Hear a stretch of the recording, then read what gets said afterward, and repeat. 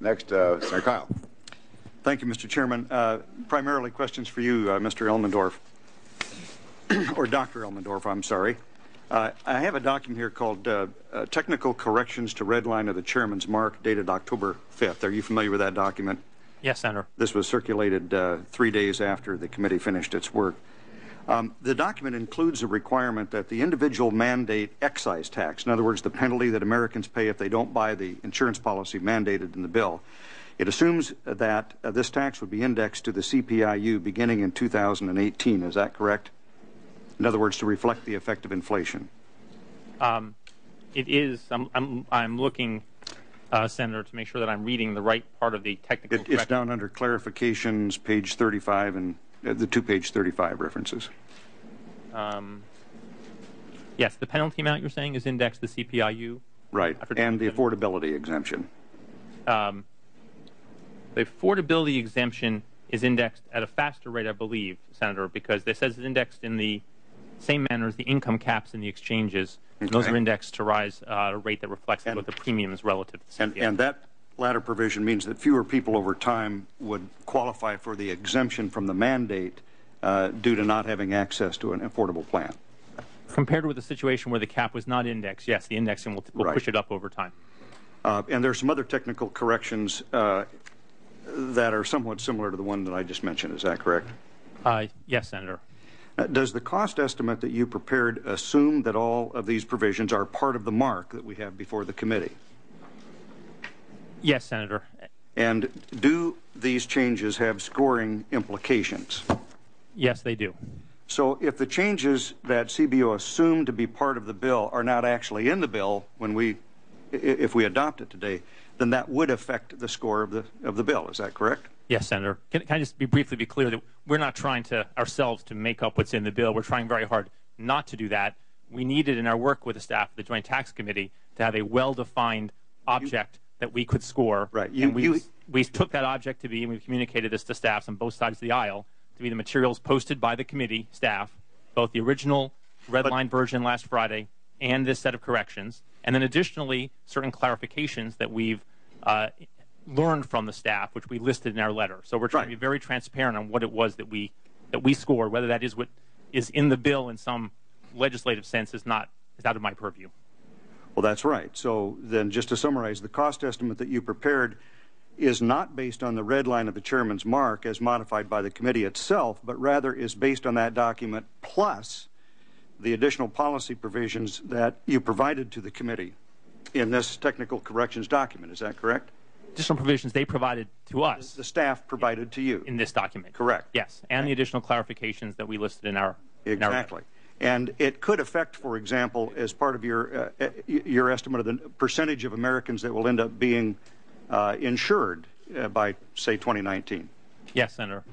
Mr. Chairman, the changes in the so-called technical corrections document are substantive changes. They were not adopted by the committee. They were written by staff, provided to the CBO, as Dr. Elmendorf just indicated. They're clearly amendments that could not be made by the staff while the bill is pending before the committee, but the CBO score assumes that they have been adopted by the committee. And since the committee has not, in fact, adopted these changes, this means the CBO score we have does not reflect the bill that we are about to vote on. Until the committee debates these changes and decides whether to adopt them, no one should pretend that what we're looking at is a bill with a CBO score, as was promised, before the final vote would occur. In plain English, the estimated cost of the bill is incorrect because the CBO assumed, based on changes provided to them by the staff, that, for example, the fines in the bill and the income percentages for people being exempted from buying the insurance would be indexed for inflation, but in fact, in the mark, in the bill before us that we're going to be voting on here, they are not indexed for inflation. And it seems to me the committee has to make a decision one way or the other. Either we conform the legislation to the cost estimates and the other estimates that the CBO has provided based on the technical corrections here, or the CBO is going to have to modify its cost estimates and other estimates, including percentages of people covered, based on the fact that the committee has not made the changes that the staff presented to the CBO in the technical corrections document. One way or the other. But we can't pass the legislation as it is and know that the score that we have reflects the policies in the legislation. Well, Senator, I had a hunch you're going to make that statement. And I also want to point out that, the implications of it are just not fair and accurate. First of all, these are not changes to the mark. These are simply clarifications. And frankly, they're in the nature of what always happens with all legislation. That is, when the legislation is written, a neutral observer, in this case the CBO, or the Joint Committee on Tax, looks at it and sends us a note back or questions back, kind of what's meant here. Let me ask you, Dr. Elmendorf, do these clarifications reflect the underlying mark as amended?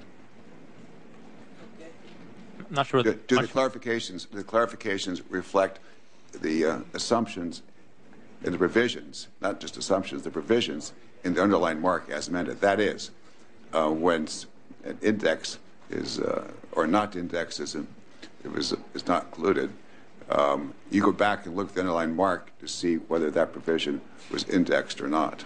My basic point, isn't it not true that these clarifications reflect the underlying mark as amended? Mr. Chairman, I'm afraid I don't think it's appropriate for me or for the CBO to judge what the committee did or did not think it was agreeing to. We needed some specific set of provisions to work from. When there's legislative language, of course, that's clear. When there isn't, we needed to define what that set of things would be. We defined it to be the information given to us by the committee staff. And again, I'm just not in a position to judge whether this particular aspect of indexing was or was not what you and other members of the committee thought you were voting for or against during the markup process. Yes, is the underlying provision in the mark as amended, that is indexing on this provision in the underlying mark as amended? And the nature of the indexing. So I could look at page 35 and see what's there. I presume that its appearance on the technical corrections sheet is implying that what's in page 35 is not what your staff at least thought the committee had decided to do. But that's the point that I think I just don't have the competence or authority to right, be the judge of. But you assumed it all along, the indexing. Well, all along is a tricky point. I mean, well, the proposal's been evolving over the course of the last several weeks and when you're days. Conducting your analysis. When we conducted the analysis underlying the letter we sent to you last Wednesday, we assumed the technical corrections were in place, along with all the other provisions in the red line document and the other clarifications. But whether this had been in your or our understanding before this sheet came out, I think is not really relevant. We can't. We were trying very hard not to go based on our memory of what had been said to us at some point in the process, but just to go off of what Mr. Chairman, I might say these are essentially clarifications, all made in good faith. There's no intention here to do anything that's untoward or unsavory or to change law in any way. Just basically reflecting the intention of the committee and the amendments that the committee passed on. Some of these quite late in the morning, I might add. But Mr. Chairman, let me just make the point that Dr. Elmendorf briefly, made. your time's expired, Senator. Yes, that's right. But you just took 3 minutes and 43 seconds to respond to my exactly 5 minutes. To a question you raised to me. Yes, and the point is, Dr. Elmendorf is correct. The language of the mark does not include indexing. He had to assume that it was indexing because the staff gave him a technical corrections document, but the committee has never adopted this amendment. Indexing is not just a minor matter. It will have profound implications. The indexing in this case relates to the fine that people have to pay if they don't buy insurance. If it's indexed, then the fine amount will remain the same relative to the cost of living. If it is not indexed, over the course of 10 years or so, the fine essentially goes away. So which policy is it that we want? And the same thing is true with respect to the income level for an exemption at 8%. As Dr. Elmendorf said, the estimate of the number of people who will be insured at the end of 10 years, let's say, will be changed depending upon whether the bill is indexed or not. It is a significant matter. It's not one that the staff can simply make by handing Dr. Elmendorf a document. The committee has to make the change if, in fact, we want to do that. And my question is, do we want to do that or not? Do we want the fine to essentially go down to zero? And do we want the exempted amount to be such that there will be a lot fewer people exempted from the mandate for coverage or not? Secretary. It's not just a technical correction.